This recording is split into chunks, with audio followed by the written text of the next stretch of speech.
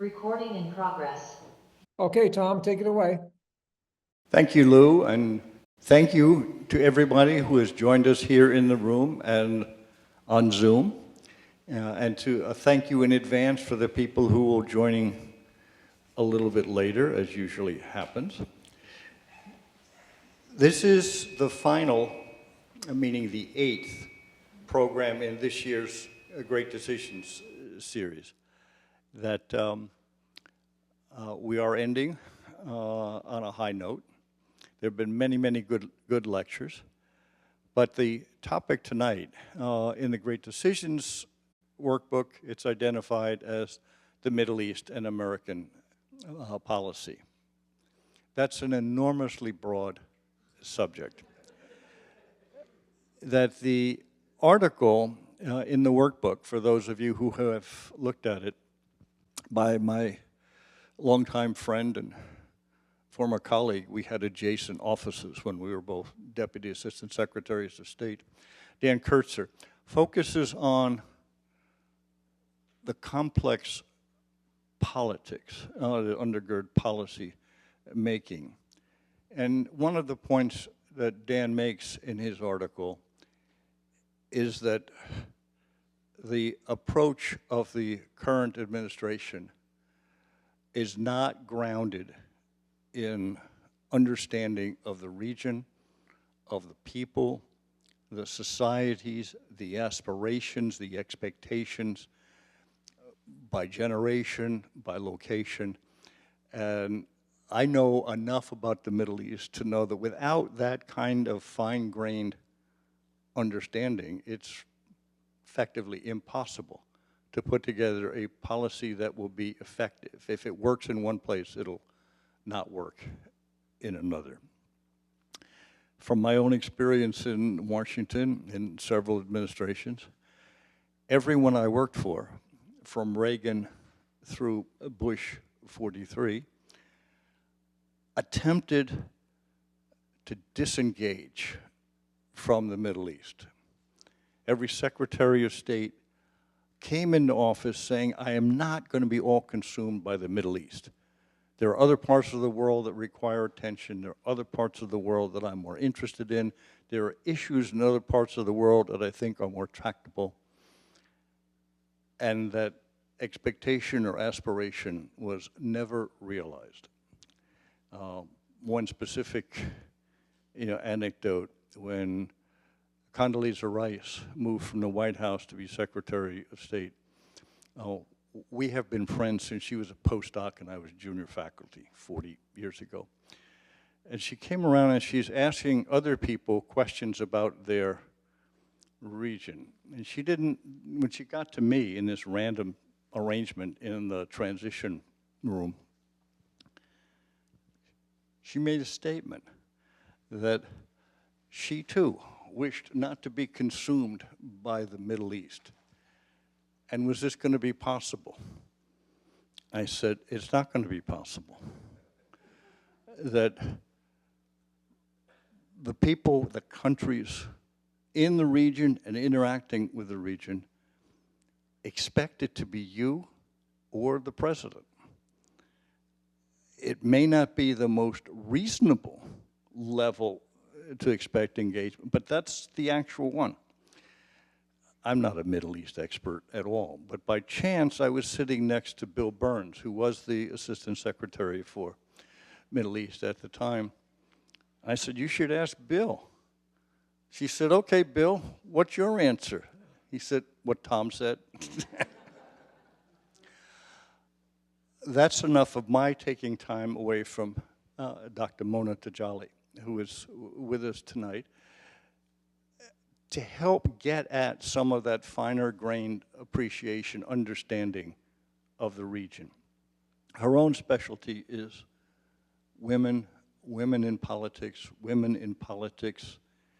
in Muslim countries, the societal aspect.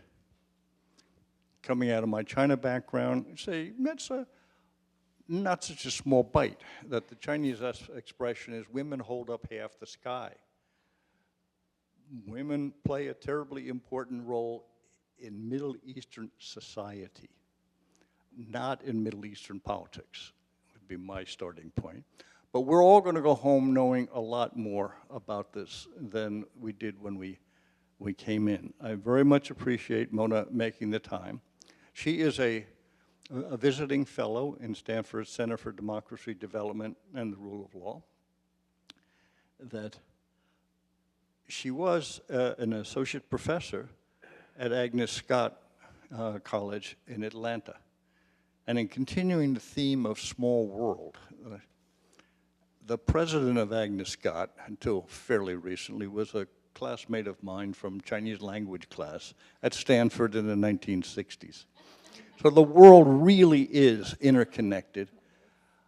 Mona, thank you very much for doing this. I will get off camera, and if you speak for 45, 50 minutes, and then we'll defer the questions until after she is finished. So thank you and welcome. Thank you, thank you. We have until 8:30? 8:30 is the final wrap-up. 8:30 is the final wrap-up. Perfect, perfect. Thank you. Hello, everyone. I'm trying to figure out if I can make sure I see everyone also here. Oh, perfect. Yes, that's much better. And of course, they can see right there. Okay. Oh, that's right. But I like to see your faces as well. So I'll start with, first of all, thanking Tom for that introduction, as well as setting the scene. I really appreciate any conversations on the Middle East to recognize the very complexities that are at play, not only on the political side, when I say political, I mean the capital P politics, like elite politics, as well as on the lowercase p, which is whatever's happening at the community level, whatever's happening at the grassroots level, whatever's happening at the local level. So, and of course the social aspects of that is also quite significant.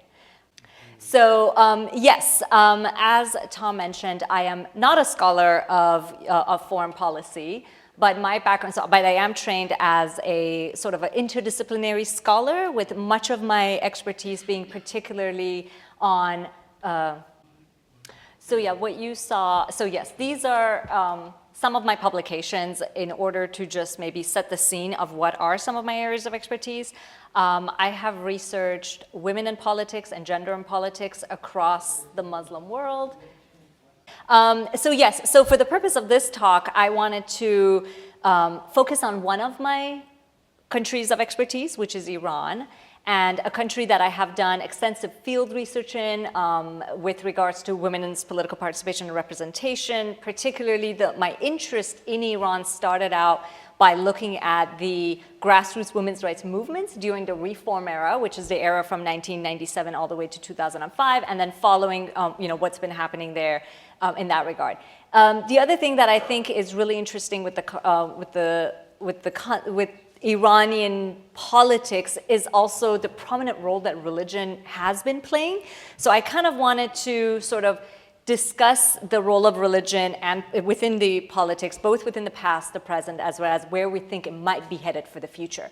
And the reason why I wanted to sort of focus on the twofold of both religion and politics is I think because these are some of those complexities that Tom mentioned, that maybe some of us have some assumptions of the region, so we need to sort of maybe challenge some of our assumptions, while at the same time recognizing that although, for instance, with the context of Iran, we're talking about a modern theocracy being a type of government that merges religion and politics together, none of that stays static. It's actually quite dynamic in the sense that many of these sort of relationships and even discourses and ideologies, whether it's conservative religious or liberal religious, there's a lot of shift, there's a lot of movement that's happening. And in fact, there's a lot of what we call strategic interactions that take place with the public and the elites together with one another. So yes, so these are just some of my publications to sort of set the scene. I'm also interested in what I call comparative research and comparative politics, where, for instance, my monograph, which was published in 2022, is a comparison between Iran and Turkey in terms of women's political representation. And I'm very much interested in sort of the bottom-up approaches, where I'm researching what's happening at the societal level, and then how does that then affect elite politics? Because as I said, usually there's sort of a twofold sort of interaction between the two sides. My most recent work, which is also the work that I'm doing at Stanford, is on institutionalization of women's rights. So I'm really interested in sort of institutions such as national constitutions considered as institutions, or even political parties. How do you then create institutions that are feminist, that are sort of taking into account gender dynamism and gender equality? So studying religion and politics in the MENA region starts off, as I said, where we have a lot of sort of dichotomous way of thinking that has affected our perceptions of the region, particularly where we think that this is the region, the MENA is the Middle East and North Africa region, where we think, for instance, is sort of the East versus the West, the religious versus the secular, traditional versus modern, sometimes you even hear backward versus progressive, that these sort of dichotomies have definitely shaped some of our perceptions. And again, when we want to get to those complexities, we want to be able to sort of challenge some of these assumptions that we have.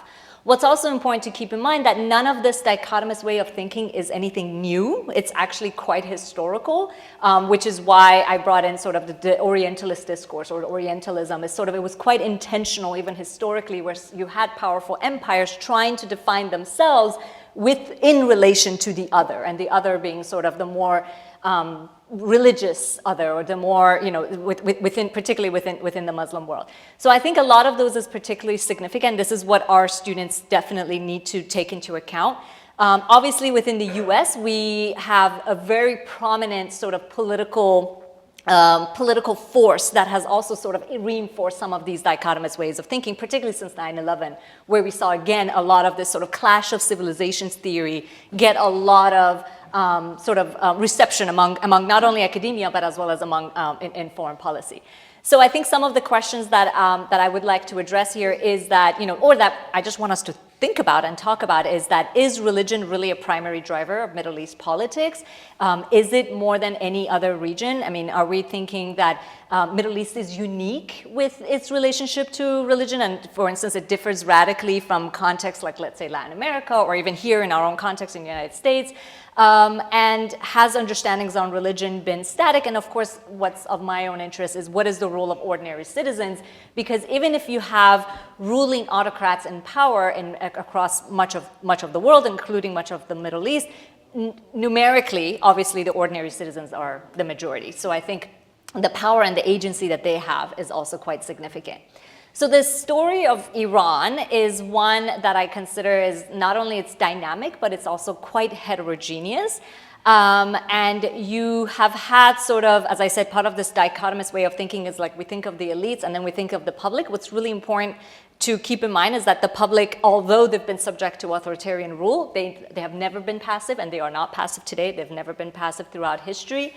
Iran is also one of those countries that across the region is perhaps one of the most important politically. Geographically, it has a lot of significance. It's sort of considered one of those bridge countries between the East and the West. It also has very important connections to the bodies of water, particularly the Persian Gulf, that then leads to the Indian Ocean. It's never been formally colonized like some of the other countries in the region, but it has been under very intense foreign influence, not just by Britain, by United States, by Soviet Union, and so on and so forth. So it is one of those countries that many various foreign actors felt that they should be involved and they should make decisions, or including having a US-backed coup, for instance, in 1953, that to this day many within Iran remember it very well and talk about it and sort of discuss it. It is also one of the most populous countries in the region. In fact, it's the second most populous after Egypt. Egypt has 109 million. Iran is at 83 to 85 million. Right after that comes Turkey, which is also around the same. It has also experienced very important political and social shifts in recent decades. So I will talk about some of those shifts. But my research is trying to fill the gap in our literature when we talk about these major political and social shifts. I'm trying to bring in the gender lens. And I try to bring in the gender lens quite intentionally because, again, women compose at least half of any society. And they are not a passive section of their societies, right? So if any sort of major political and social shift that's happening, obviously women are also quite participatory, participants of it, while at the same time keeping in mind that the results of these protests are also quite gendered, right? In the sense of what do women get at the end of the day, right? In terms of the laws and in terms of the societal changes that happen, it does affect women and men differently. So this is perhaps the most important political shift that Iran has seen, which was the 1979 revolution that transitioned the country from a secular monarchy to an Islamic republic. And I will define the Islamic republicanism that eventually came about. But basically 78, 79 was a popular uprising that took place. It was a popular revolution that toppled the monarchy and established a theocracy, which is the Islamic Republic of Iran. And the good definition of a theocracy is one that, religion and politics is very intentionally intertwined with one another, not only in terms of the legal system, but also in terms of the decision-making, where you actually have religious elites as part of the political elites, right? And in fact, if you don't have religious credentials, you are then not allowed to serve in certain positions of authority. So that's a very specifically designed type of system. Some, even at the time when the term Islamic Republic was being discussed back in 1979, some did call it an oxymoron. How can you have a republic that is then, becoming Islamic, while at the same time some others very much welcomed it because they're saying, oh my God, we love republicanism. We do not like our monarchy, but we also really like Islamic values. If we can bring the two together, better, right? But no one really had a very good understanding of what an Islamic Republic was going to look like and how was this sort of decision-making was going to take place. Visually as well, we saw a very major shift take place as well with the new regime or the founders of the Islamic Republic. When they took power in 1979, they wanted to have a clean break from the past. And that clean break from the past meant distance themselves from anything that the Pahlavi monarchy or the Pahlavi regime, that was the secular regime, had in power, and really try to distance themselves from that secular past. The flag, the changing of the flag, I think is a really good visual way where prior to 1979, the flag of Iran was the Persian lion and the sun, so symbolism of the monarchy, the 2,500-year monarchy. Whereas right after 1979, the flag changed and it includes the term Allah or God in Arabic in the center of it, and then Allahu Akbar writings throughout, but the colors have remained the same. So I think that shift, that very clear break from the past was something that the founders of the Islamic Republic were very much interested in. When I talk about the theocracy and the fact that you had sort of individuals with religious authority being in positions of power, perhaps the most significant office would be the office of the supreme leader or the guardianship of the Islamic jurist, which is actually a pretty contentious concept. It was coined by the founder of the Islamic Republic of Iran. That's his picture there. This is Ayatollah Ruhollah Khomeini, and basically he said that since the 12th Shia Imam has disappeared, you need to have someone with religious authority to lead the Shia Ummah or the Shia community, and it needs to be someone who can make political decisions as well as religious decisions. So he basically created this office. When I'm saying it was quite controversial is because many of his peers actually disagreed with this, but right after the establishment of the Islamic Republic in 1979, he was able to sort of create this office, and he became the first supreme leader of Iran. He served all the way until his death in 1989. Since his death until today, we have the second supreme leader, which is Ayatollah Khamenei. And so far, since 1979, there's been two supreme leaders, and these are offices that are for life. These are non-elected offices. So when we talk about the Iranian Revolution, I fall into the body of scholars who do not call the 1979 revolution as an Islamic revolution. I simply call it the 1979 Iranian Revolution. And the reason for that is because when we look at who came out into the streets to really demand a radical change and really demand sort of the toppling of the monarchy, it included communist groups, it included feminist groups, it included sort of other non-religious groups. So it was really a unified voice on behalf of many sections of the society, among them also religious groups.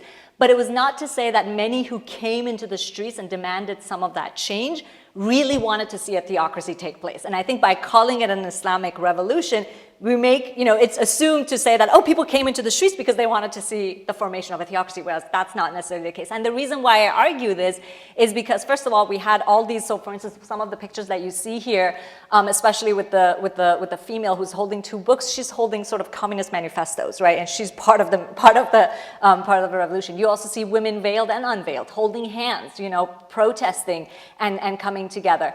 Unfortunately, what ended up happening was that it's a hijacked revolution in the sense that within the first few weeks, actually, after the Shah leaving Iran, then you had a core group of conservative clergy take power, and they took power in a really violent manner in the sense that they actually cracked down on other forms of opposition, not just the communist groups, but other religious-leaning groups as well, like the Islamic Marxist groups and so on and so forth. So had it been an Islamic revolution, or we would not have seen such a violent crackdown. And in fact, when we say that they took power violently and by force, it's really, we had mass executions take place for the first few years, all the way up to the first decade of it. So it was quite, it was a very tumultuous era of Iranian political history that I don't think we need to forget that. So women played major roles in toppling of the Pahlavi monarchy,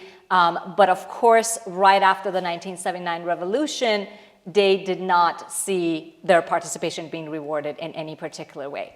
So what ended up taking place right after 1979, so in fact, we just passed the anniversary, the 45-year anniversary, is that we saw top-down Islamization that was particularly gendered. The founders of the new regime, or the Islamic Republic, they emphasized a very conservative gender ideology.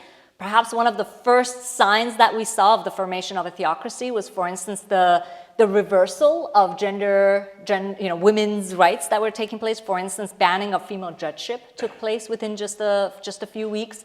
It was also announced that there would be mandatory veiling, there would be extensive gender segregation, limited family rights. In fact, again, there was a pretty progressive family law that the Pahlavi regime had supported and was on the books that, for instance, made polygamy more difficult, or also granted women better divorce rights. A lot of those were reversed, again, just within the span of a few weeks. And women protested every single one of these reversals. It's not that they were passive to this. So in fact, the first anti-theocracy protest took place on March 8th, 1979. So February is when it was announced that, it was announced that the Ayatollah Khomeini had entered into Iran and he was going to establish his new government. March 8th was the first anti-theocracy, which was organized on International Women's Day by women. But unfortunately, women were not supported by their male peers during that time. So unveiled women, by 1982, it became law that if any woman came into the public sphere unveiled, could be punished. This is actually one of my favorite pictures where you see just within the early days of the revolution where women are this is actually on top of a car. So people had climbed onto a car and there was a woman arguing with the clergy with regards to women's rights. So there was a lot of discussions, there was a lot of debates and discourse, but unfortunately what ended up happening was, women being treated as second-class citizens. So as I said, March 8, 1979 was the first anti-theocracy protest that was sparked by conservatism of the new regime. And then within the decades following, we had very important, extensive mass protests on behalf of the women. For instance, in the early 2000s, there was an extensive grassroots campaign that was launched to reform discriminatory family law. Then in 2009, there was the Green Movement protest where women were at the forefront. This is in response to a contentious election that saw a conservative president win re-election, despite the fact that there were some very much more liberal, more left-leaning candidates were also competing for the election.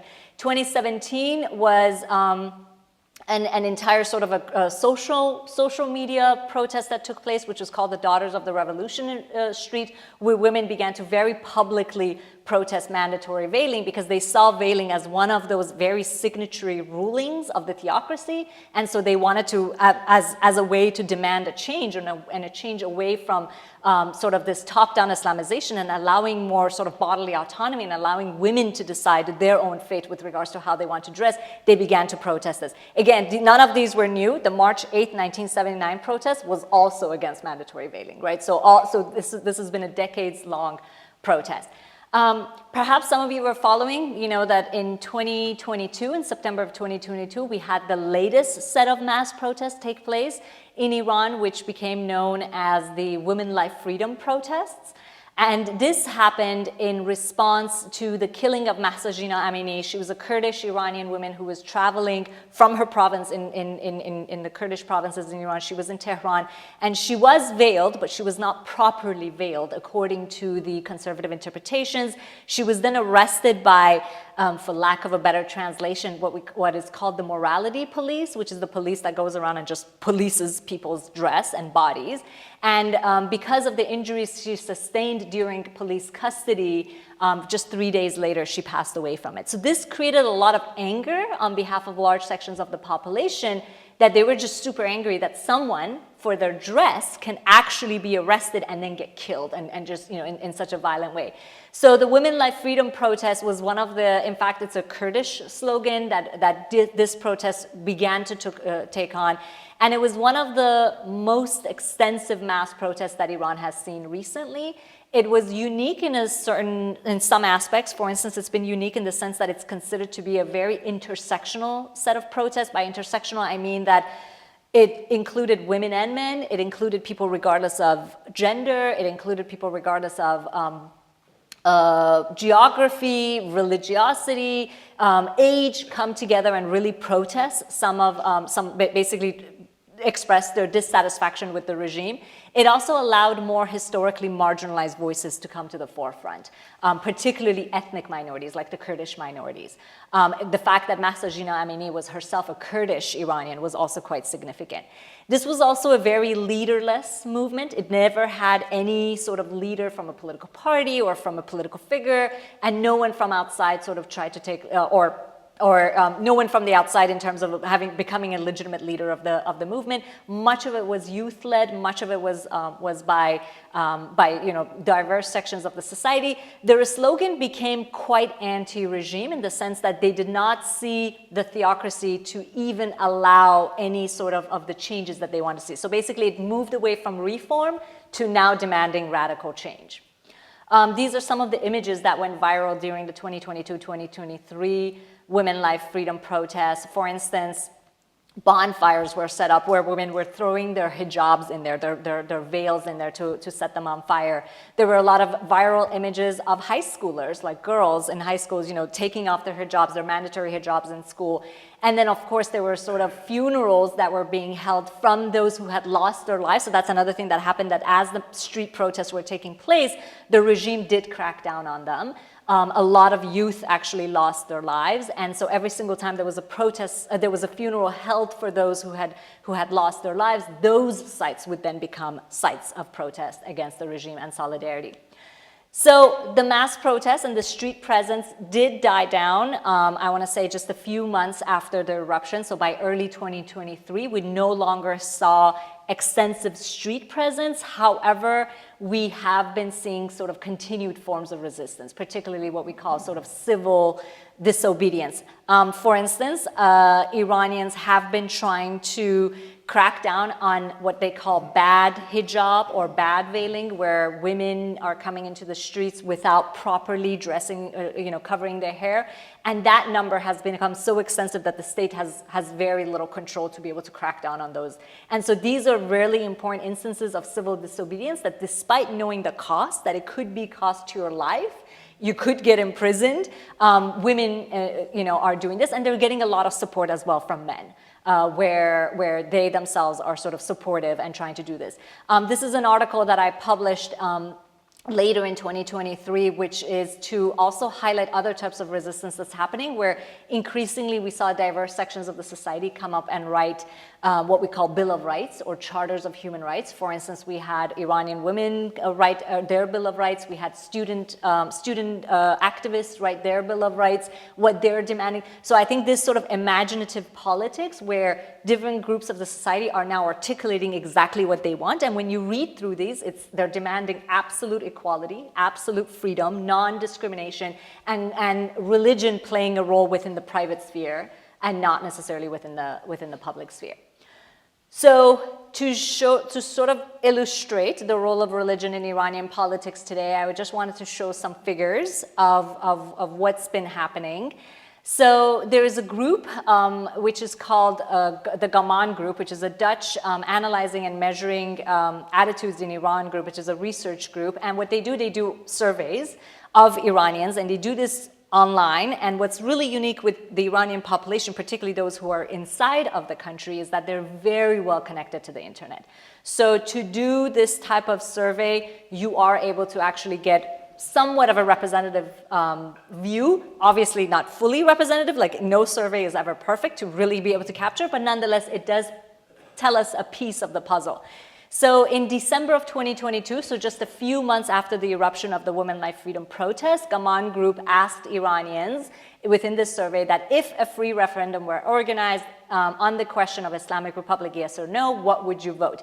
Coincidentally, this is the exact same question that was asked of Iranians back in 1979, and the vast majority voted yes, not knowing exactly what an Islamic Republic was going to look like back in 79, but obviously in 2022, they have a pretty clear idea what that's looking like.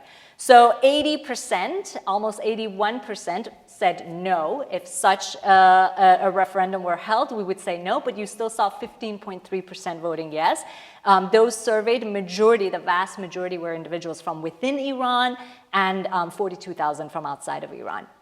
So the protests, what they really ended up doing is that not only were they sort of serious challenges to Iran's theocratic rule, while also it underscored the widespread public frustrations that they just need to see sort of a move away from the authoritarian sort of form of government that they have. These are some other surveys from Gaman that I thought would be interesting to show you. These were done in February of 2022, so before the Women Life Freedom protest. This one was, what do you think about each political system as a way of governing our country? And again, a good sizable majority voted that they want to have a democratic political system, and the least would be, having the army rule, and of course having a strong leader who does not have to bother with the parliament and elections. That was so very much seeing that a push towards a democratic form of government is what many are demanding and are asking for. This is, when I talked about that Iranian politics and religion is quite heterogeneous and dynamic, I think this is one of those charts that is able to show that to us. When I read a lot and I try to teach my students about politics and religion of the region, oftentimes we hear the World Values Surveys that is basically sort of, it comes in waves and it's a very well scientifically done sort of survey of the region as well as other parts of the world. And every time I come across, the country of Iran, suddenly, like for instance, World Values Surveys as of 2021 said that 98% of Iranians consider themselves as Muslims. And then when Gaman tried to do a similar research, they found it much more heterogeneous than that, right? It was nowhere near 98% of Iranians. And in fact, one thing that this survey was able to capture is that many individuals, as much as 47%, had reported transitioning away from religion. So those that previously considered themselves religious were now considering themselves sort of non-religious. And of course, the other thing that this sort of survey is able to capture is the extent of the population that sort of just say none is their religion, or becoming atheists or Zoroastrianism. But again, you do see a good percentage, 32.2% identify themselves as Shia Muslims, a smaller percentage as Jewish, Baha'i, Christian, humanist, sort of Sufism, and so on and so forth. Those are all various ways. So this is another way of being able to ask about the level of religiosity, which is how often do you perform the prescribed prayers. This is a survey that was done in 2020. So again, it's five years old. But this is how majority of the Iranians, again, said, I do not observe the prayer. And then, the next sizable amount is the ones that are saying that, yes, they do pray 5 times a day, which is considered one of the key pillars of the religion. And to which of the following is your view on religion and legislation? The closest, where again, the vast majority are saying that religious perceptions shouldn't be excluded from, should be excluded from the legislative branch. So basically wanting to go away from the theocratic structure where you have religion becoming the source of inspiration for your legal system. That in fact they want to see legislation that is done in a secular way, in a much more secular way. However, over 14% believe that laws should always comply with religious perspectives. So again, I think this sort of heterogeneity that you see within the public is really interesting, but of course the ones that surveyed, a vast majority of them want to see a clearly democratic as well as a secular form of government.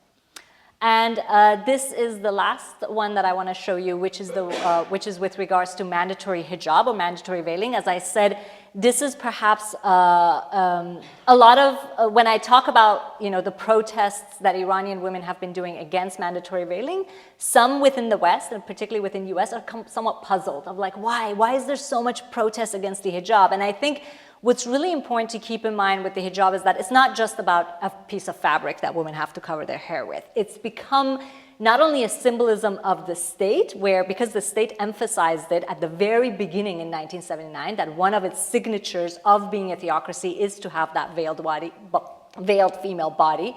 Now women trying to question that also, by extension, means undermining the theocratic regime. And that's why we're seeing so much crackdown onto this particular issue, where when it comes to gender, when it comes to women's rights, this is perhaps the one that is the most costly on behalf of those who are protesting for freedom of the veil, while the state is very much sort of holding on to it for dear life, not to let it change.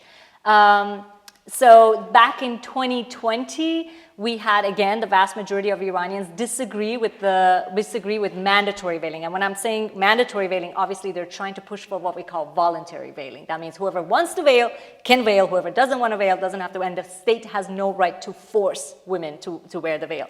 What's interesting with this finding is that my own research, which is on women within positions of power, so I studied the women within the Iranian parliament from 2009 all the way to 2019. Back in 2017, there was a group of women who entered the Iranian parliament who were backed by the reformists. And these were women who did have ties to the feminist movement. They were considered more left-leaning, much more sort of nuanced in terms of their understandings of the society. They were not necessarily backed by the regime. And the Women's Caucus in the parliament at the time in 2017, they decided to do a research on how does the Iranian public feel about mandatory veiling. And so this was the first ever state-run research on mandatory veiling. And back then in 2017, when they did this, they found that 55% of Iranians actually disagreed with the state's religious rulings on forcing women's veiling. As soon as this research was published by the women within the Iranian parliament, that they said, hey, maybe we're going all wrong about this, and majority of Iranians do not want to see mandatory veiling, all of those women were then banned from running for the parliament the second round, right? So this is one of those examples that although we saw this, even from those within the regime know that this was a failed policy, that many did not want to see this happen, but nonetheless, the regime is very much holding on to it. And then 2022 is when we saw the mass protest taking off. Another example of this is where we see public unveiling of devout Muslim women. This is one of those examples. This is Dr. Sadegh Vasmaghi. She's a prominent theologian, a poet, and a former politician. She's an expert on Islamic jurisprudence. She's actually a professor at Tehran University. And her area of expertise is Islamic theology or fiqh. And so she has written for decades about religion and obviously, women roles within it. And she was always veiled. Within the protests of 2022 to 2023, she decided to publicly unveil. And this was quite costly for her because she was a known figure, she's a theologist, and she wanted to really challenge the state as a public figure. She was a very senior figure, so many of us did not think that the regime was going to go after her, but we were wrong. She was immediately arrested and she was put in prison. Unfortunately, she's nearly blind and she has a lot of health issues, so eventually she was let go. But nonetheless, it was just also showing us to the extent to which that, women who were products of the regime or women who were previous allies of the regime can boldly take such roles and then again are sort of attacked. But on the same time, this does sort of increase her popularity with large sections of the society that in fact, her followers have increased. This is another example of a key activist and justice seeker, Gohar Ishqi, who you see her sort of, this is her previous picture where she's sort of wearing the very, very conservative way of dress, which is called the chador. And during the protests, she decided to again publicly unveil. And when I say publicly unveil, that means they record a video of themselves, put it on social media to say, this is my decision and this is my way of protesting the regime. And here it is, I'm unveiling. And when she published her public unveiling, she said, for the sake of our youth, after 80 years, because of this religion that wants to kill people, I am taking off my hijab. So it definitely shows that hijab is just the stand-in for many other sort of quarrels that the public has. So in my book, I also highlight sort of the challenges to conservative religious interpretation that is quite historical within the context of Iran. There's a long history of feminist resistance across religious and secular drive.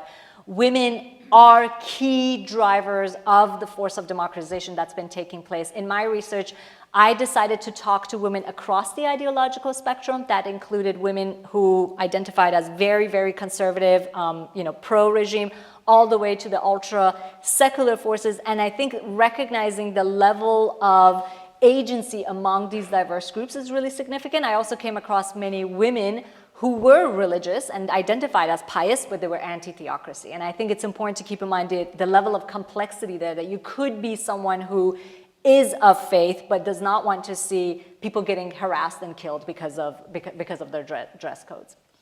I talked a lot about the recent protests in Iran, and I think I should also highlight that what their protests are not. So the protests are not anti-Islam. The protests are anti-theocracy. So one thing that's very clear is that the protests are demanding a secular Iran, while at the same time there's many people of faith who are participating and who are very active participants in a lot of this. The other thing that the protests are not is that they're not influenced by the West, particularly the United States, but they're very much internally driven. They're built on decades of persistent resistance to the regime's conservative gender ideology. And so when the Iranian regime wants to dismiss the protest, the public protest, it says, these are not my citizens, these are just agents of the West. That's a completely false narrative that they're just trying to tell to the outsiders. There's decades-long sort of grassroots resistance that's taking place within Iran, not just against veiling, but pro reform of discriminatory laws and addressing women's rights. Of course, Iran is not a monolith. The protests among ethnic and religious minorities have also been quite significant. The Sistan and Baluchistan region of Iran is considered one of the most marginalized and oppressed sections of or regions of the country, and that has been one of the most significant set of protests that we've been seeing. And this is where religion then plays a really important role in terms of mobilizing the public, particularly among this figure, which is Molavi Abdul Hamid Ismail Zahi, who's an outspoken Sunni cleric and ethnic Baluch, who demands an end to the theocracy while denouncing all violence and discrimination. And what's really significant with this, although this is a historically marginalized ethnic Baluch population that composes roughly 5% of the Iranian population, they're also at the same time recognizing sort of the level of sort of restrictions and repression of the regime, and recognizing that whatever the youth are demanding is what we need to see come next. if I wanted to call how does, Maulavi Abdul Hamid what is his stance on gender, he's beginning to learn more from his female followers how to speak on gender. But but I would not consider him to be a feminist. But I think he's definitely a figure who recognizes that the protests have a lot of potential. So to end with, what is the future trajectory? As I mentioned, I consider civil disobedience and the demand for an ordinary life to be perhaps one of the most significant signs of resistance that we're seeing take place in Iran. And I think what's also really significant to highlight is that what the Iranians are fighting for is really an ordinary life, right? So when they're asking for demand to be able to have the freedom to choose their dress, this is something that's quite ordinary, while at the same time quite radical, right? So the ordinary and the radical have sort of intertwined with one another that I think for the Western audience is really important to highlight. I like these images that have been going viral. Perhaps the image that I like of the two women who defied the mandatory hijab laws within Iran is a really good example. So this is a traditional breakfast setting. So usually you have this breakfast in some of the working neighborhoods of your city, and it's considered a very male-dominated space because it's a working place, and these women decided to enter this space that is quite traditional, quite conservative, while defying the hijab laws. And by them doing this picture showed that women are just demanding access to this particular space that was mostly reserved for men, but then the men in that space had no problems with them being there.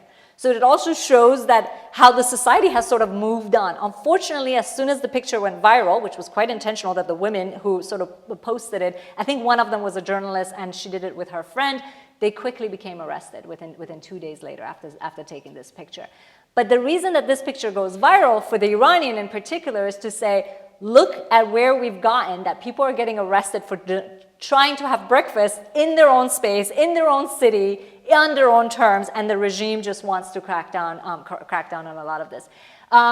The state crackdown, a very good example of it is just that summer of last year, 2024, the state tried to pass what we call the hijab and chastity law. Actually, it did pass, which is a very sort of brutal way of trying to force mandatory veiling. And for the first time, it now legally allows use of AI as well as facial recognition tools in order to crack down on women and unveiled or non-properly veiled women. For instance, at the university campuses, if a woman is seen entering the university without the proper hijab, she can then have her degree confiscated until she begins to abide by this. Or if you're driving your car and you're not properly veiled, you could actually get a ticket, get a traffic ticket because you're.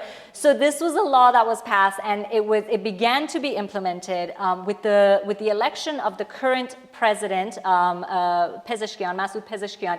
He came out publicly and he just recently, he said, I will not allow the implementation of the law. So the law is on the books, but he has said he will not allow implementation of the law. So the problem with the Iranian political system is that the president can say one thing, but then there's other people that you have in power, like the IRGC, which is the Islamic Revolutionary Guard Corps, or the Supreme Leader, who might have different interests. So right now we're sort of in this push and take type of war between the presidency and others. And of course, the president makes this announcement because he knows vast majority of his constituents disagree with this particular law taking place. So efforts for a democratic Iran are continuing on. I think the international community can be playing an important role, and it has been to some extent. Iran is one of the only countries that the women of Iran have received the Nobel Peace Prize now twice within the past 20 years. So the first one was granted in 2003 to the lawyer Shirin Ebadi, and the 2023 Nobel Peace Prize went to a women's rights activist who's currently in prison, Narges Mohammadi. So the sustained grassroots efforts, especially from feminist and labor unions and student movements, I consider them to be at the forefront of all of this. There's a lot of push, there's a lot of demand for that democratic reform, and what's important is that they do have a platform and they are speaking. Narges Mohammadi, despite being behind bars, obviously she plays a really, really significant role. She's considered one of the leaders of a leaderless movement, but that's because she's in prison. So sort of her statements, her remarks really do carry a lot of weight. But thankfully, she's significant enough that we know they're just keeping her behind bars. Hopefully, I don't think she'll be released anytime soon, but I don't think she'll be executed the way some of the others have been. Where we are right now in terms of how do we prepare for the future, I'm part of a transnational feminist solidarity network called Women Living Under Muslim Laws, which is a research think tank that's been around for the past 40 years.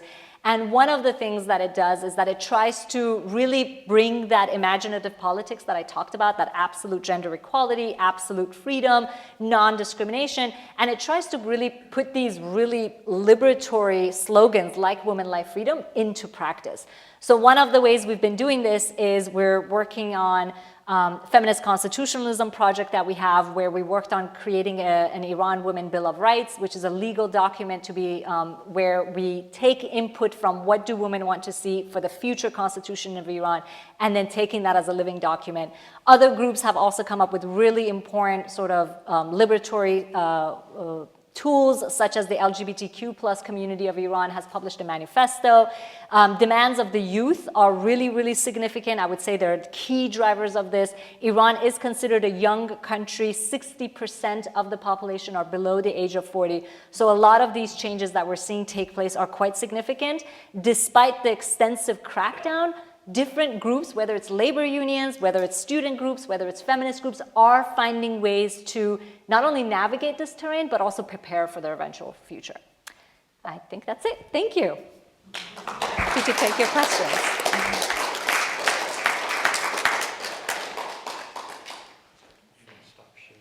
Perfect. Thank you. That was terrific. Thank you. That I'm going to use the prerogative of the chair to ask a couple of questions. Could we have that thing move down further? We can't really see. Let me, yeah. Oh, no, Okay, is this better? And maybe I can turn this so that those on Zoom. Yeah, we need to have her on for the Zoom people. But So I can put if it we could like- find Do a... you want to be on the camera too? No, I don't need to be on the camera. Okay.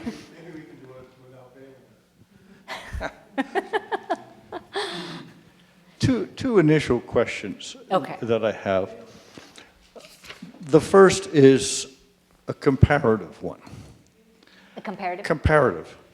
Iran is different from much of the region. It's Persian, not Arab. It's Shia, not Sunni, and so forth. That what you have described clearly and informatively, how much in other parts of the region is similar? That is it because Iran's different, and therefore we have a unique case here, or the ways in which Iran is different makes it the leading edge of attitude and change in the region, or the particular forms of repression practiced by the theocracy mean that the monarchies, medieval authoritarian regimes elsewhere in the region have not angered the people as much. I'll save my second question if you would adjust that. Sure. Yes, you're right. I mean, Iran is unique in certain aspects. It's also very similar in other aspects. I think definitely witnessing the revolution, the 1979 revolution, as well as its outcome, or what ended up following right after the revolution, that in itself has been a very unique experience on behalf of many. So when we had the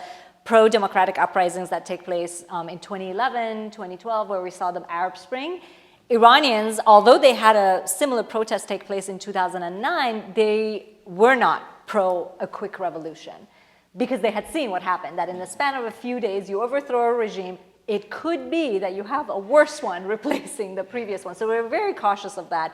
And for a long time, they wanted to sort of give reform a chance. And I think where we are, so that's and they did experiment with reform, except that they also saw how the potential of reform is also very quickly exhausted within the framework where you have a supreme leader and you have a paramilitary group like the IRGC that is just dominating and will give in to some of people's requests, but not to the extent where you actually see democratic rule and you actually see freedom. So I think where we are right now, I think all of these lessons have sort of played themselves out for the Iranians quite differently than some of their neighbors in the region, while at the same time they also see what's been happening in Egypt, what's been happening even in Tunisia, right? One of our happier post-Arab Spring countries. So from my research, and when I'm looking, for instance, my closest contacts are with the feminist movement within Iran. They opt for, again, not that quick revolution, not that quick overthrow, while they're focusing on what we call institutions. So they're recognizing that the theocracy has been quite successful at giving, not allowing the people to practice with some of those key democratic institutions, including elections, like for instance, political parties is one where right after the 1979 revolution, political parties were banned, right? They were quickly closed. And the reformist movement tried to open various political parties to have a political agenda, to try to sort of organize the public. There was very little tolerance of any of that. They were quickly closed down. So right now is at the moment where many of those sort of intellectuals within Iran, including the feminist movement, are opting for, let's practice some of these. If the state doesn't allow us to do it publicly, like to establish a political party or to create a labor union, let's do it underground. So they're doing a lot of these sort of protests and resistance that is underground or like parallel to the state, and they're getting a lot of support from within the public, which is what I think is quite significant and quite remarkable. But yes, it's different from some of the other countries, trajectories of some of the other countries. My second question actually follows from what I had it before, but you've given it a clearer focus. And that has to do with U.S. policy, or the policy of other nations. And to oversimplify greatly, a recurring debate when I was in the government was, is it helpful, is it prudent, is it counterproductive to support efforts to organize a party, efforts to challenge aspects of the theocracy, efforts to organize a labor union, with the arguments basically sorting out between yes, and we have a moral responsibility to support those who want democracy and want freedoms. The other side was doing that triggers all of the antibodies against foreign interference. If you want to rally support for this terrible regime, be an outsider telling the Iranian people or others in the Middle East how they should organize themselves. Do you have a view on that? I'm sure it's a complex situation, but that's the key question. Yes. And you're completely right to say that it sort of has the dual, it's a double-edged sword, right? On the one hand, you want to support. On the other hand, like how will it be received? And could it actually end up undermining some of that work because the support is coming from the West? Yeah, so again, I can speak on behalf of some of the research that I've done and some of the conversations that I've been having. It would be a wrong assumption to think that some of the key groups that I talked about among the Iranian intellectuals, that they don't have an idea from what they want, or that they need to rely on Western support. In fact, many of them are quite capable and as I said, 45 plus years is a really long time where you've lived in that context, you breathe it, you know exactly what that context needs, you've seen it go through reform, you've now seen the crackdown, you've seen the repression, you see sort of the various shifts and various competitions that are happening, whether at the elite level, at the societal level. So I would fully argue that those underground have a very good, clear understanding. Now, keeping in mind that we do live in a global context, right? We do, like a lot of what's happening in Iran, I mean, as I said, like many of the mass protests that we saw, the fact that these women risked their lives to send us these footage, like the high school girls, because they wanted you all to see them, right? They knew this was happening in their own context. They didn't need the Iranians to see them. It was very much for that Western audience. So I think when it comes to support, it's really acknowledgement of that, acknowledging that, yes, we do see you, you are there, you're doing great. If that's the type of support, versus, unfortunately, ignoring what the grassroots has been doing and is continuing to do, which sometimes, unfortunately, in foreign policy, that human dynamic gets ignored. And then those are like, wait, we've been fighting this regime for the past 45 plus years and we're not seen, and all of our activism is not that. Perhaps this is the time, for instance, I mean, I'm in academia, so much of my interactions is also with other academics there. This is perhaps the most intense I've seen where Iranian academics within Iran are interested in reaching out and working collaboratively with us. Before they were just like, oh no, I don't want anything to do with you because, but now they're like, oh man, we are past that, right? We need to, like they asked to be invited to international conferences and all of that because that global context has very much shifted now.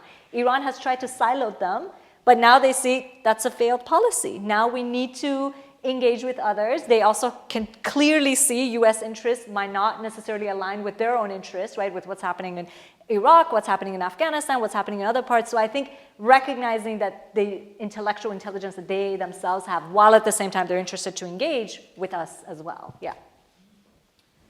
Let me open it up to questions, first in the room, and then we will go to those on Zoom. So are there any questions here in the room? Let me start right here. Might you suggest how the women's movement in Iran juxtapose and is related to issues of property law and private property? Private property, okay. Lou, could you hear that question clearly? No. Okay. The question is how the women's movement, feminist concerns, intersect with property rights and more broadly, other constraints on what women can or can't do. Yes, so I can speak on behalf of some of sort of the legal obstacles that women have to face when it comes to that. So there is, as I mentioned, some of the biggest challenges for the Iranian women is the discriminatory sort of family law that exists. And for instance, one of those is inheritance laws, where women do inherit less than men do. Like a sister is supposed to inherit half of her brother. And these are old religious sort of justifications for it that many of those who are asking for reform of religious law or Islamic feminists would say if they made sense back in the day, today in Iran they don't make sense because women work just as much as men do. Sometimes they have to hold 2 or 3 jobs. Everybody contributes to the family equally. Why would you want to, have a... So in that regard, there's been a lot of push. There's been a lot of campaigning, I want to say within the past 3-4 decades, so ever since the very, very beginning. And they have had some notable successes where, for instance, in terms of property law, property rights and in terms of inheritance, now they do allow women to inherit more on... I think maybe Mary can maybe also you might be able to help me on this. They can get better inheritance from the property, not so much of the land. So that there's some, or is it the opposite? Oh, okay. Yeah, so from my last reading, it was that you can get of the house, let's say, if like your husband passes away and the wife or the mother can get some inheritance from the house, but not so much from the land, and then her children would get more. So there's still some discriminatory aspects there that they're trying to figure out. The other part of all of this is that women, although they're very well educated within the Iranian context, so a majority of university graduates are women, so 65% plus. When it comes to employment, they're very much outnumbered. In fact, the state prefers to hire more men because of its discriminatory sort of biases that they have. That female employment is only around 12 to 20%. It's very, very low. So that in itself is a major obstacle in terms of women's sort of abilities. And all of these stacked up to one another, where women are just treated as second-class citizens. They also have less access to other resources that their male counterparts do. This has resulted in women just wanting to build themselves up and not relying on the state and not relying on the society. So that's why marriage rate is extremely low in Iran. Child fertility is extremely low in Iran, where more and more women have this failed sense that even if I get married, not much protection does marriage offer me. In fact, it might restrict me further. So let me just try to elevate my own status in any way that I can. So in fact, you have more and more women engage in what we call sort of non-recognized labor, where maybe they do sort of their own businesses on the side, their businesses on a social media. It's not, so there's a lot of creative ways to try to enhance their status while at the same time sort of protesting the gender discriminatory laws that create this in the first place. I'll come back in I'll come back in the room, but Lou, do you have any online? Yes, we have several questions. First, the first is a comment followed by a question.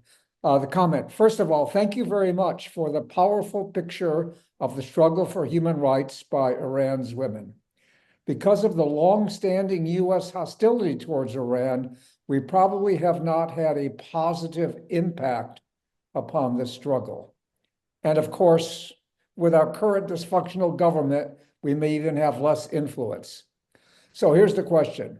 What is the most important thing that the US could do to support the struggle of Iranian women for equality?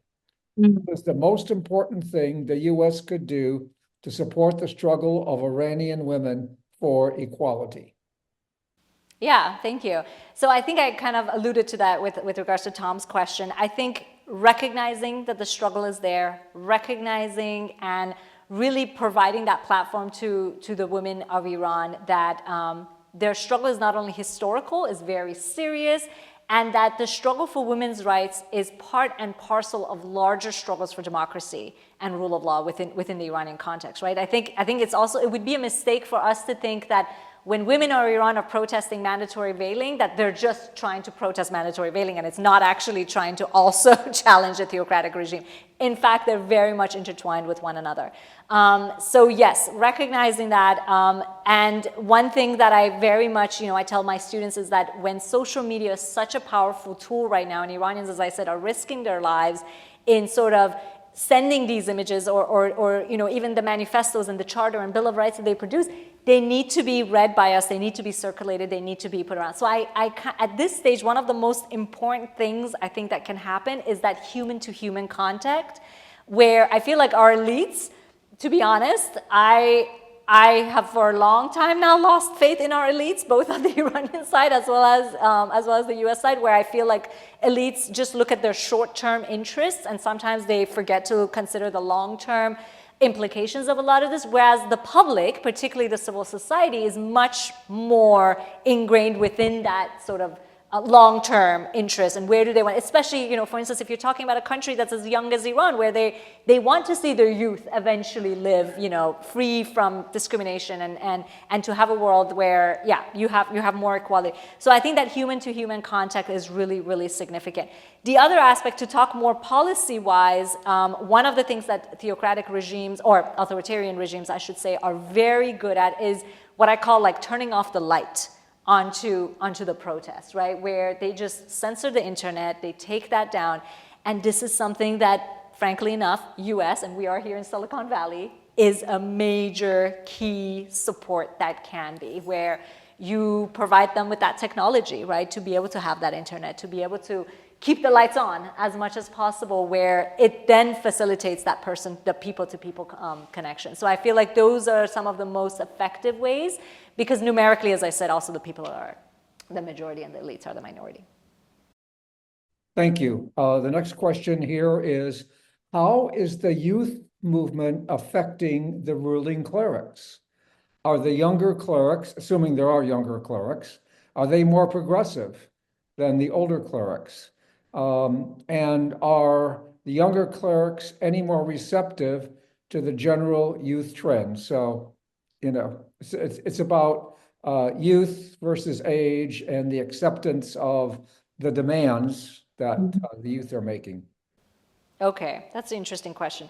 Yeah, I would say it's quite heterogeneous within the Iranian context, where you do have, so to become a cleric, you need to get religious training, and the religious training that you get are obviously state-sponsored schooling, right, that you get. So usually it happens at madrasas, so you have sort of a doctrinal sort of education. And even within those, you do have graduates of these sort of religious trainings that, as you mentioned, they do vary ideologically, right? So you do have more left-leaning and you do have more right-leaning. Throughout history, we have had, so for instance, in the 1990s, I can give you a very specific example. In the 1990s, there was a very reform-oriented, mid-ranking clergy in Iran who started to engage with the feminist movement in Iran. I can't say whether he was younger or older. I think he was, yeah, by the time you sort of get your PhD and that, like, you become of a certain age, so become middle age. And so anyways, he began to engage with the feminist movement in Iran, and there was a very important feminist journal that was taking place. It's still actually being published, just in a different name. And what the purpose of this journal was that the feminist movement would ask questions, and then this clergy would respond to them, right? Within using Sharia and within a religious framework. Like, for instance, it would ask about divorce, and it would say, how is divorce, the fact that women don't have the right to divorce and men have unitary right to divorce, how is that just? And so this clergy would engage with women, and this was a really powerful way for the feminist movement in Iran to also recognize that nothing in religion is set in stone, and you could have diverse perspectives and diverse viewpoints.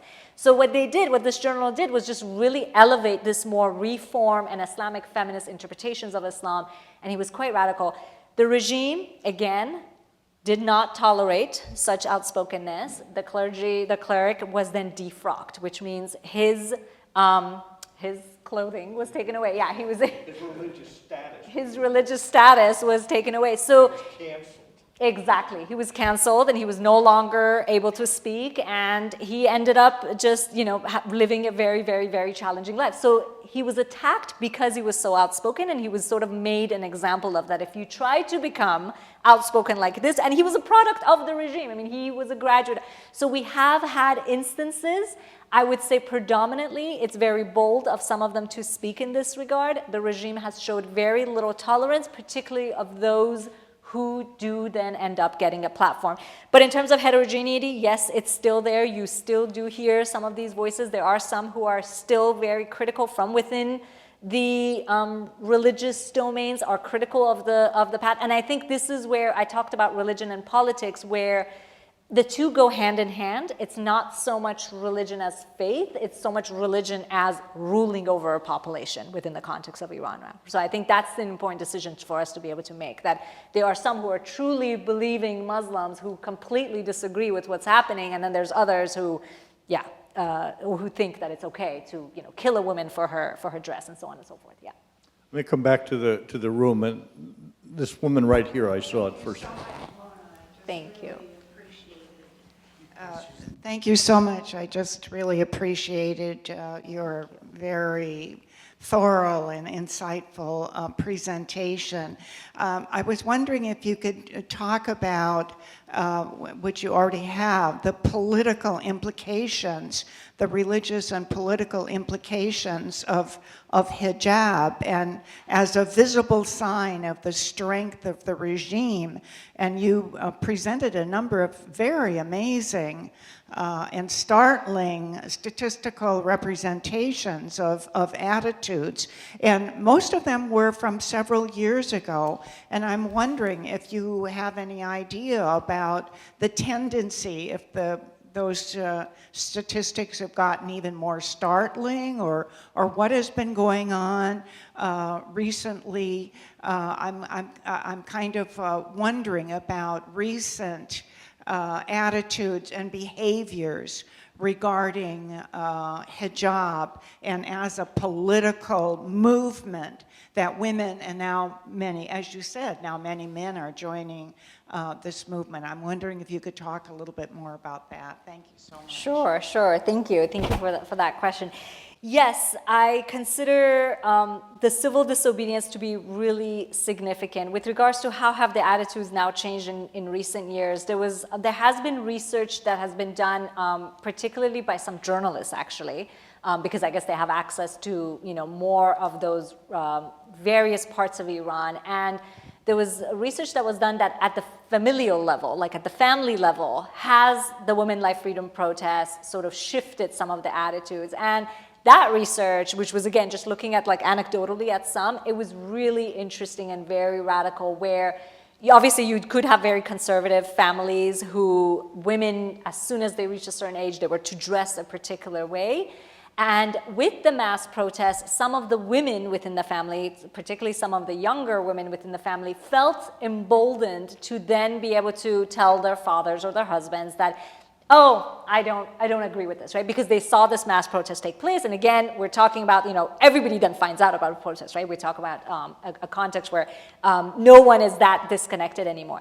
And that research really highlighted sort of the dynamism within the family as well, where some felt, oh my God, are you then going to be walking around naked if you're no longer going to be wearing your headscarf? All the way to those who were like, I made a mistake if I ever forced you to wear the hijab. So I think the protests were so encompassing, and and I think one of the main factors of it was that it was so cross-cutting, it was so intersectional, that you even had the rural settings sort of be affected by some of this that usually you would think of to be an urban thing, right? That you would think, but in fact, even at those levels were happening. The other part that I've been sort of, so as I'm in touch with the feminist movement in Iran, I'm in touch with some of the women who, for instance, some of the NGOs or some of those groups that run women's shelters, and the number of demand for women's shelters drastically increased just within the past couple of years.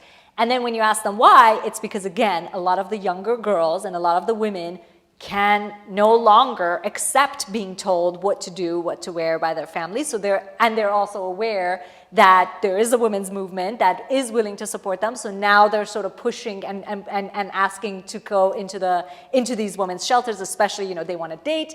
Their father doesn't allow them. Then there's, things get quite heightened, especially in some of the more provinces, one of the more conservative provinces. And what's really interesting is that the state has been seeing this take place and is actually willing to support some of the women's shelters, because it's also not to the interest of the state when you have increased honor killing, right? If a young 16-year-old girl is suddenly killed by her father and so on and so forth. So that's another dynamic with the state and the women's movement, where the public is another level of, being aware of their rights, and then the state is also sort of at this really difficult part where they want to be conservative while at the same time they also know that it looks really bad on them if a bunch of 15, 16-year-olds are either committing suicide or there's honor killing taking place. So that's a really interesting dynamic. And of course, it's been shifting with various governments, but within the past the Ministry of Women's Affairs in Iran has been supportive of women's shelters, and it's been a big spike in the demand for them. Lou, let me take one more down here before we go back to Zoom. So let me try to ask, but this is on. Okay. You need to speak directly into. Okay, well, maybe this is going to be a messy question. So I read about Iran only through Western media. I mean, maybe it's European media, but there's always a bias there, okay? Yeah. So on the one hand, there's an elected president, there's elected legislators, there are judges. But on the other hand, we have this repressive system where there's the supreme leader, Yeah. there's the Council of Guardians, and there's the IRGC. So as an outsider, is there a democratic space, or have the repressive elements got tentacles into everything? I mean, have they moved, for example, into corruption as well? So how much of a democratic space is there? I mean, obviously it's curtailed, but as an outsider, there's a little bit of a space somewhere. But the Council of Guardians can disqualify any Right. candidate. So anyway. Yeah, so that's actually what I argue in my book. So the first field research that I did was in 2009, and the last one was in 2019. And so I look at, for instance, the Iranian parliament, which is an elected body. So you have elected bodies in Iran and you have the unelected bodies in Iran, and you listed them perfectly. So the Iranian parliament is considered one of those powerful-ish type of elected bodies that you had, but then again, you have the dynamic of the Council of Guardians that gets to first qualify candidates, whoever can run for this office. Only within those then do they enter and become actual candidates. If you're too secular-leaning, especially if you're a woman, if let's say at any time in your life you did not wear the hijab properly, you would automatically be disqualified. However, even within that restrictive space of the Council of Guardians very much vetting the various candidates for the parliament, every once in a while you did have a space. You did have, like as I said, the 2016 parliament that I looked at did allow some of the more reformist-backed women to enter into the Iranian parliament, and they actually did push for women-friendly legislation. Like, for instance, they pushed for the first time, they pushed for allowing a legislation that addresses violence against women, and so on and so forth. So these were what we consider in the literature, or what I call them in my book, is like breathing spaces, right? Like the public is so restricted that even if they get a tiny opportunity to see 5 women enter into the parliament that would at least address, violence against women and not just nod with the conservatives, that in itself was quite celebrated for the regime. Except that even those circles began to be closed particularly in the in 2020 with the parliamentary elections, and then the the presidential election with Ebrahim Raisi, and then in 2021 with the parliamentary elections. So even those spaces began to close, and the state just began to show a face of itself that it's just I need to dictate everything, and I'm not going to allow reform to take place. Pezeshkian's election took place where the state was again willing to say, like, well, here's your reform, here's your more moderate face, except that the public were no longer willing to accept that deal, which is why this last round of elections had the lowest voter turnout in the history of Iran at only 48%. Voter turnout in Iran was historically quite high, reaching the 80%, right? So to go from 80 to 48, this just shows the level of distrust on behalf of the public, large sections of the public, obviously not all of the public, large sections of the public, that even those tiny breathing spaces are no longer enough for that radical change that we're looking for. So to answer your question, that is there still some democratic component? I feel that within the past few years, we've seen even those small spaces to close down, which is why the public is just so frustrated, and you see these mass protests. I don't know what will happen in the next round of what's going to happen. And many do not think that Pezeshkian will radically change this dynamic in any meaningful way, because he's just not allowed the space or the opportunity to do so. Lou? Yes, a couple questions here. First of all, how solid or tenuous is the state support among the different ethnic groups? For example, the Kurds, the Baluchi, et cetera.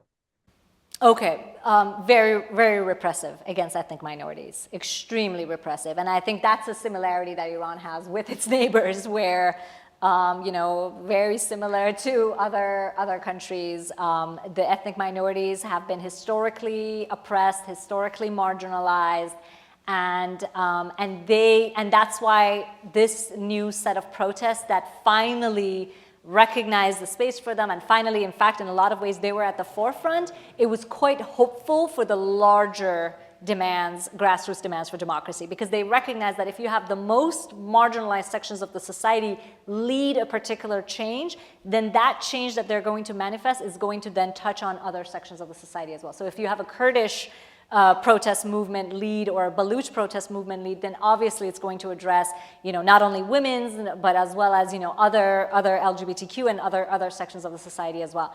That type of, what I'm hoping for is that we learn of the lessons. When I say we, I mean the Iranian civil society learns of the lessons that how significant it is to protest something in a unified voice versus just pushing for your own immediate interests, right? Where unfortunately the feminist movement of Iran in the 1990s, in the 2000s, it was quite urban run, it was quite elitist in a lot of ways, it was not very much encompassing of the ethnic minorities. I'm hoping that the feminist movement, for instance, has now learned from that and is intentionally trying to create a space where you have that intersectional voice playing itself out. It's very difficult because, as I said, the regime has been quite successful in sort of trying to divide and trying to sort of pit different groups of the society against each other, particularly, different ethnicities against each other. But I'm hoping the public, as well as, the intellectuals, particularly feminists and women's movement and labor unions, are quite aware of that. Lou, you want to take another one? Question that we have from online. What current influence, if any, does Russia have on how the Iranian regime deals with the women's movement? What any influence does Russia have on how the Iranian regime deals with the women's movement? Okay. So I don't know much about that. The only thing I can say about that is Iran, geopolitically, it's quite complex. It's quite complicated. I mean, I think that Dan's piece also sort of addressed this to some extent, where you have China and you have Russia, who are big, important economical allies of the Iranian regime. And it's always a bad idea when you see a bunch of autocrats sort of rallying around each other and trying to basically strengthen their community. So I actually don't think any of these autocrats have any direct links or any sort of ways of, was the question to support the feminist movement? So if that's the question, I don't think any. I don't think there's sort of any line of communication between them. But I do consider that those who are trying to, those groups who are trying to support the Iranian regime, obviously, it comes at the cost of human rights, and that's why any sort of foreign influence, whether it's Western, whether it's coming from Russia or China, is probably going to be to the detriment of, larger demands for democracy and human rights. Let me take another one here in the hall, if we've got. Let's go right here, and this probably will be the last one we have time for. Thank you very much. You mentioned how the Quran lacks support for some of the policies of the government. And The you also, Quran, you mean? the Quran, yeah, lacks support for some of the policies. And you also mentioned some of the violence of some of the purges. And the question is, to what degree might someone characterize the government less as an Islamic organization and more of as a cult organization? Yes, I mean the way I like to talk about religion in Iran or the theocracy is to say that if you have, obviously any religion is open to interpretation, right? And the Islamic Republic has chosen among the most conservative interpretations, and they are sort of, in terms of their legal system, that's what they're trying to implement. It's some of the most conservative interpretations, and then in fact they do try to actively silence some of the more liberal sort of interpretations that are trying to rise, while at the same time they do, when it comes too costly, then yes, they do back up. Like for instance, the fact that under Pezeshkian, they said that they won't implement, or he has declared to say he will not implement the hijab and chastity bill.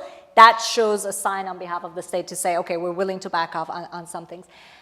So I think anytime you have religion in when you have key figures who are trying to use religion as a tool to dictate, yes, you could definitely, recognize your framing of it as well. So to me, religion is very much used as a tool in a lot of this, where they try to justify their type of violence, their type of legal violence against it. But and I think that's why when you have a theocratic regime, you see such a run away from religion on behalf of the public, right? Which is quite counterintuitive, because I'm sure this is not what the regime intended, but this is what's. I mean, I remember growing up in Iran, we were told from, very, very early ages, the doctrinal types of Islam. And even at that point, we were just like, what is the point of learning this? So in fact, if you want to have a very effective way to people not be religious, you need to force religion down their throats. So I think that's something that they were able to do. But while at the same time, again, you cannot generalize of a population, there are many who are people of faith that also see a contradiction with their understandings of the faith and what the regime has been dictating. I think that's also an important way of addressing this. We have stuck very diligently to our promise to speakers, promise to participants to end at 8:30. I realize that there are more questions in the room, there are more questions online. That, to me, is a sign of a highly successful presentation, that people want to learn more. On behalf of everybody that's listened, on behalf of everybody that will look at the video, thank you so much, Mona. Thank you. I really enjoyed this. Thank you for allowing the space to be able to talk about a pretty complicated topic. As we said, Middle East is never easy to talk about, but it needs to be talked about. Absolutely. Yeah.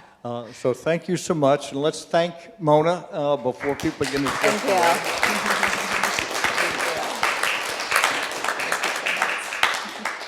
And let me thank Lou for his help with logistics and monitoring the Zoom and helping me with some of the publicity. Thanks to Scott and Bill for their help with actually getting it online.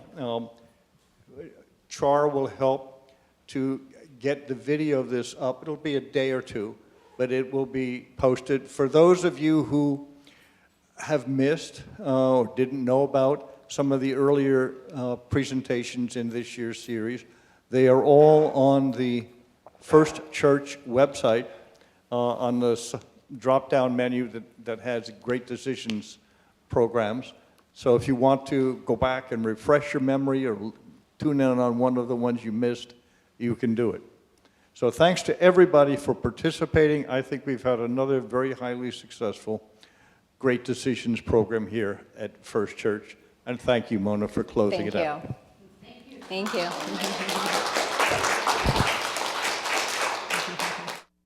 That was great. Thank you. I That hope it was was great. helpful.